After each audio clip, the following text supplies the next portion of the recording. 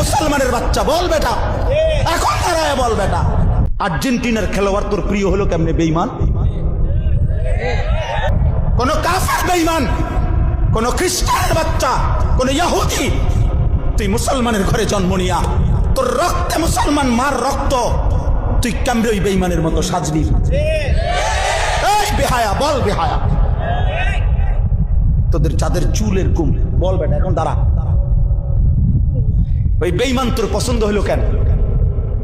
তোর রক্ত ইসলাম নাই বেটা, তোর মা মুসলমান না, তোর বাপ মুসলমান না বেটা, তোর দাদা দাদি মুসলমান না, ওরা সব বোকা, তুই চালাক হয়ে গেছ বেটা,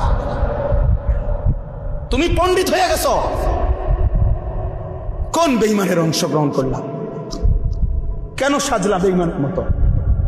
তোমার নবী নাই, তোমার রাসূল নাই, তোমার আল্লাহ নাই, তোমার নবী সাল্লাল্লাহু আলাইহি সাল্লাম চুল রাখে নাই? কথা বলে না কেন? আল্লাহর নবীর চুল ছিল কিনা? নবীজির চুল মোবারক ছিল কিনা? তিনি চুল রাখতেন কিনা? তো তিনি কেমনে সাজলেন? এটা আমার পছন্দ হয় না কেন? নবীর সাহাবী সোয়া লাখের চাইতে বেশি সাহাবী, লক্ষের চাইতে, ওনাদের চুল ছিল না মাথায়? তো ওনাদের চুল কেমন ছিল তার কোনো বর্ণনা নাই কিতাবে? তো তুমি দেখো না এটা? তোমার ধর্মকে তুমি এত বড় বেইজ্জতি করলা কেন?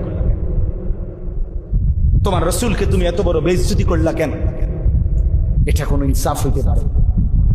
দিন রাত মুসলমানের ঘরে জন্ম নিয়ে মুসলিম হয়ে চুলের উপরে সারা দিন ফ্যাশন, এটা বুঝি একটা কথা হলো?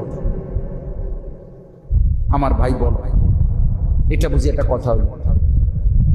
তোমারে বুঝি আল্লাহ বানাইছে শুধু এই সারাক্ষণ চুল এটার ফ্যাশন করবা, বিভিন্ন মডেলে চুল কাটবা, এই নিয়ে ব্যস্ত থাকবে? এত ফালতু কাজে আল্লাহ মুসলমানকে বানাইছে?